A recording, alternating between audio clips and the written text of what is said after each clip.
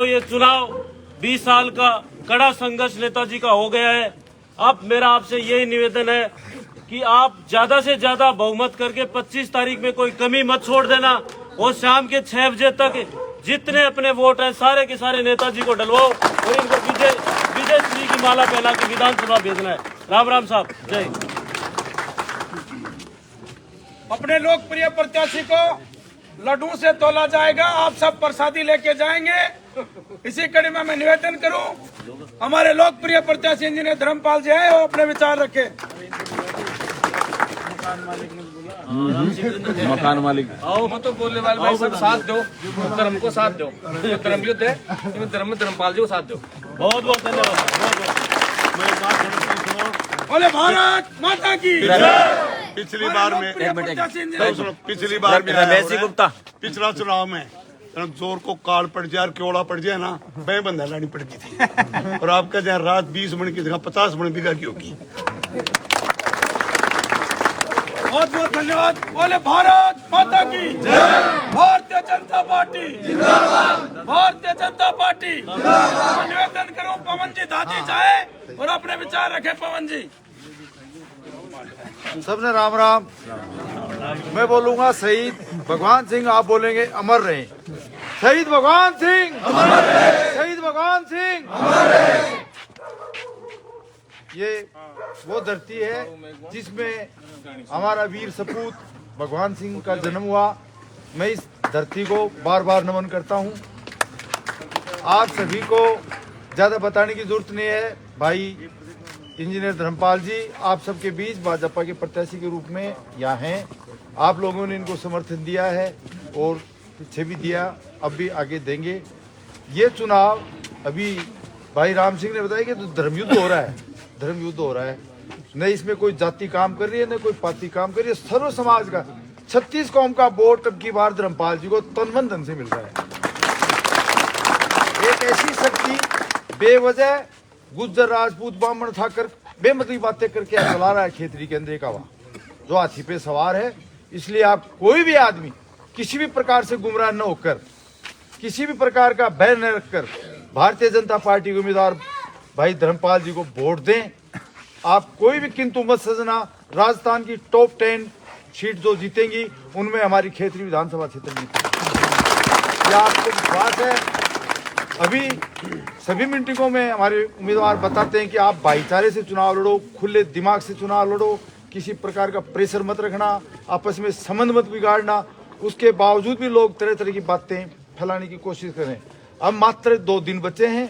आप लोग शांतिपूर्वक अच्छी तरह से मतदान करें और इस क्षेत्र में जैसे हमारा भाईचारा रहता आया है वैसे ही जीवन भर भाईचारे से जिएंगे। यही हमारी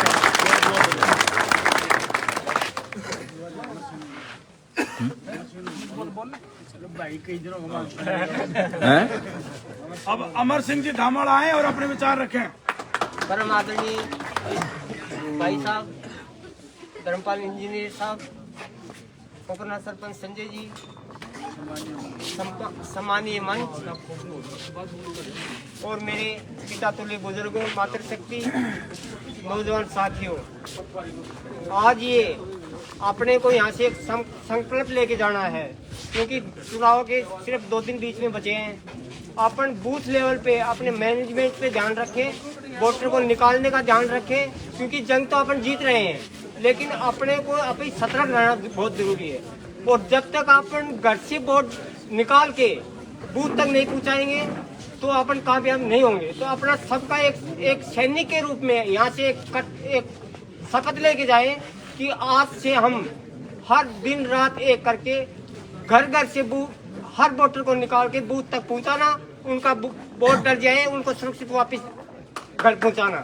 ये शपथ लेके जाए, सैनिक के रूप में काम करे। ये सबसे बड़ा, क्योंकि काफी दिनों से एक इंसान खेतड़ी में एक ईमानदार, कर्मठ और सर्व जाति को एक साथ लेके चलने वाले जिनकी सोच इतनी बढ़िया है, तो उनको अपन ये धर्मपाल जी चुनाव नहीं लड़ रहे, आप सब चुनाव लड़ रहे हो। ये इस शपथ के साथ आगे जाए और ये अपना कर्तव्य बनता है। ये जंग अपने को भारी वोटों से जितानी है। और ये भामाशाह जो घूम रहे हैं ना, रात को शराब पिला रहे हैं, ये एक यूथ में नौजवान जो पढ़ने वाले स्टूडेंट हैं उनको भ्रमित कर रहे हैं। इन लोगों से सतर्क रहे, सावधान रहे और कोई भी बहकाव में न आए और एक अपना एक कर्तव्य निष्ठा के साथ 2 दिन कड़ी मेहनत करके और ये जंग अपने को जीतनी है।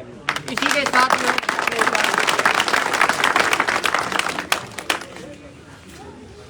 अब निवेदन करो हमारे लोकप्रिय प्रत्याशी इंजीनियर धर्मपाल जी आए और अपने विचार रखे। धर्मपाल जी जोरदार तालियों से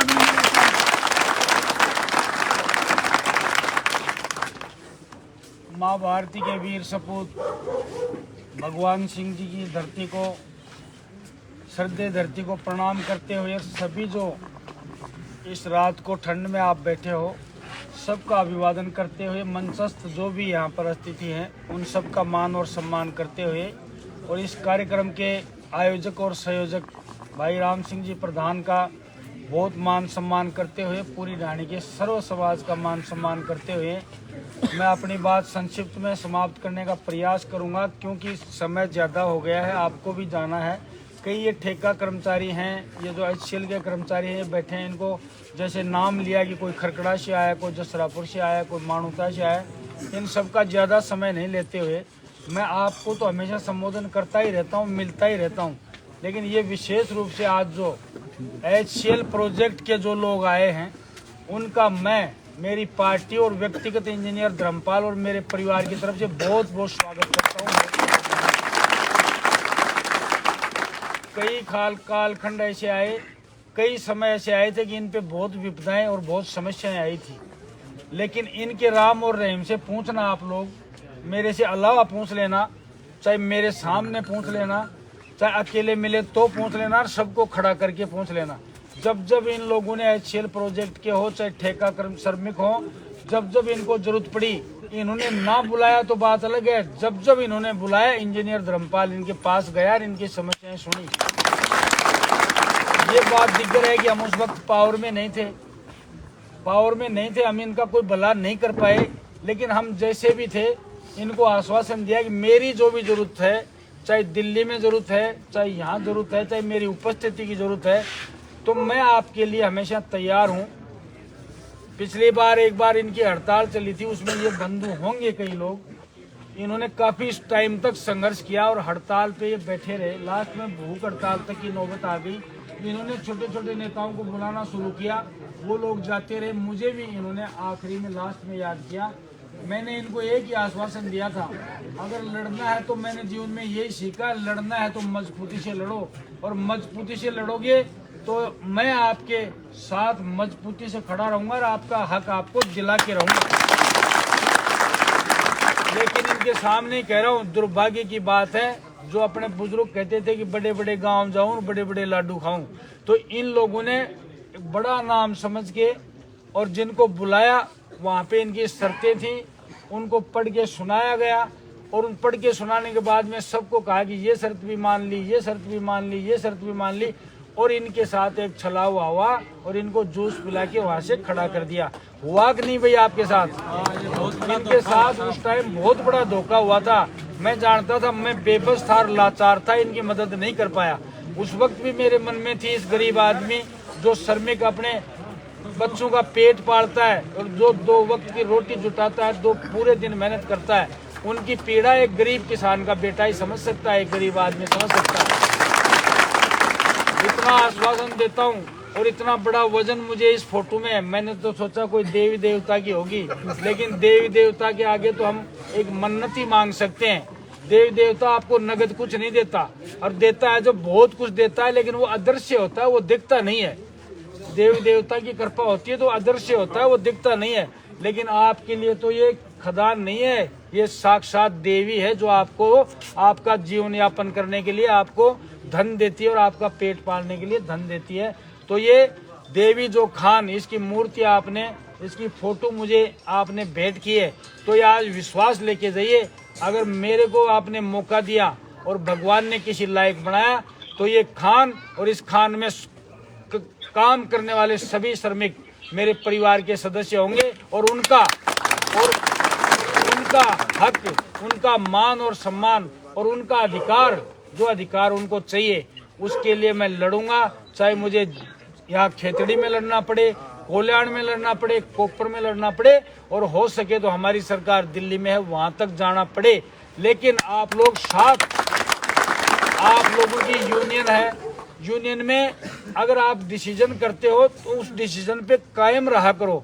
आपको कोई व्यक्ति मेरे से बढ़िया भाषण देके और चिकनी चौपड़ी बात करके आपको उस आपके कॉम्बिनेशन को, आपके संगठन को भंग किया जाता है। आपकी भी कई यूनियनें हैं, यूनियनों में भी आपस में आपके फ्रैक्शन है, इस वजह से आप कामयाब नहीं होगे। इस विश्वास रखोगे ना जिस व्यक्ति पे, और आप परख के देखो भाई ये व्यक्ति निस्वार्थ आपकी मांग पूरी करवा सकता है, आपके साथ पूरी मर्दानगी से लड़ सकता है। अगर ऐसे आदमी के साथ खड़े होगे तो कोई बड़ी बात नहीं है। हम इस एचसीएल प्रोजेक्ट की दिशा और दशा और तस्वीर बदलेंगे, ये आप लोगों का आज करके जा रहा हूँ।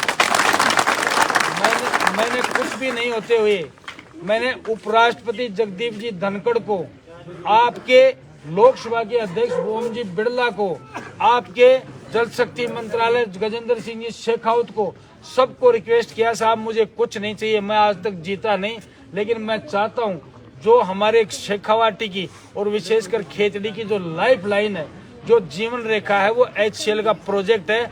मैं आपके हाथ जोड़ता हूं, इसको पुनर्जीवित कर दो, पहले चलता था वैसे कर दो, चाहे कुछ भी करो। तो उन्होंने ये कहा कि आप पूरी रिपोर्ट लेके हमारे पास आओ, लेकिन कोई बंदा हमें पूरी जो स्थिति थी उससे अवगत करवाने वाला था ही नहीं। सब यूनियन में अपनी रोटियां सेकते थे और नौकरियां लगाते होंगे या कुछ भी करते होंगे, कोई यूनियन का बंदा सीरियस नहीं था। मैं ये बात पिछले 5 वर्ष से कहता आ रहा हूँ और आपसे भी कह देता हूँ, अगर काम करवाते हो तो पूरा साफ सुथरा मुझे ये लिख के दो, क्योंकि सरकार हमारी है और दोबारा तीसरी बार भी हमारी आएगी सरकार सेंटर में। आपके लिए लड़ूंगा। फिर कहता हूँ ये वोटों के लालच में मत मानना। इंजीनियर धर्मपाल कभी वोटों के लालच में किसी को गुमराह नहीं करता। हम जो काम करते हैं सरेआम करते हैं, और जो बात करते हैं दोबारा ऐसी बात ही नहीं करेंगे कि आपसे आंख से आंख मिलाते हुए शर्माएं। वो काम कोई नहीं करेंगे। धूल झोंक की राजनीति नहीं करते हम लोग। तो विश्वास करके देखो, आपकी बात दिल्ली के प्लेटफॉर्म पर जहां पहुंचानी होगी, जिस मंत्री के पास पहुंचानी होगी, हम पहुंचाएंगे। क्योंकि मेरे संपर्क जो दिल्ली में है वो सर्वविदित हैं, सब जानते हैं जो राजनीति छोटी मोटी करते हैं। आप विशेषकर मैं फोकस एचसीएल प्रोजेक्ट पे इसलिए कर रहा हूँ कि राजनीति की बात तो हम गांव ढाणी वाले करते ही रहते हैं। ये बंधु जो उम्मीद लेके आए हैं, आज आप उम्मीद लेके जाओ।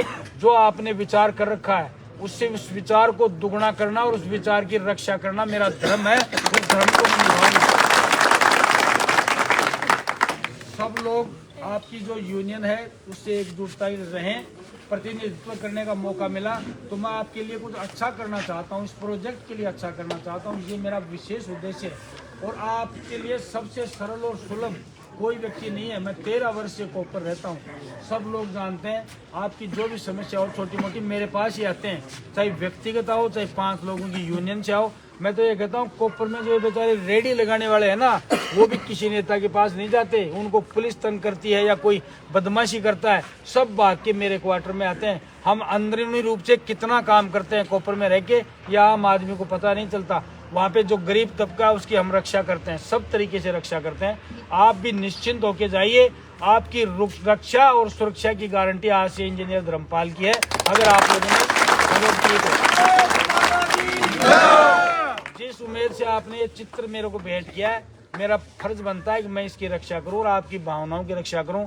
मुझे 3-4 जगह और सभाओं में जाना है। बात करने के लिए तो बहुत कुछ है, करने की इच्छा भी बहुत कुछ है, लेकिन आज तक इस क्षेत्र ने और भगवान ने मौका नहीं दिया। अगर मौका मिलेगा तो ऐसा करेंगे तो आप लोग ये मानेंगे कि कोई विधायक आपने बनाया है, कुछ अच्छा करने का विचार है। और वो विचार जब कलम में विचार साक्षात रूप और धरती पे जब उतरता है काम, जब आपकी कलम में ताकत हो और आप उसके अधिकारी हो, जहाँ पर आप से कलम में जो लिखा जाता है इतिहास और जो संविधान लिखा जाता है उसमें कलम की ताकत होती है, जब भी कोई काम होता पाते हैं। इसलिए आप लोग एक बार निश्चिंत होके खुले दिमाग से समर्थन करें। ये अपील आप लोगों से मुझे आज करनी थी। मुझे इस मौके पर मान किया, सम्मान किया और आप लोगों ने जानदार और शानदार कार्यक्रम किया है, उसके लिए आप सबको बहुत बहुत साधुवाद। विशेषकर राम सिंह जी को बहुत बहुत धन्यवाद।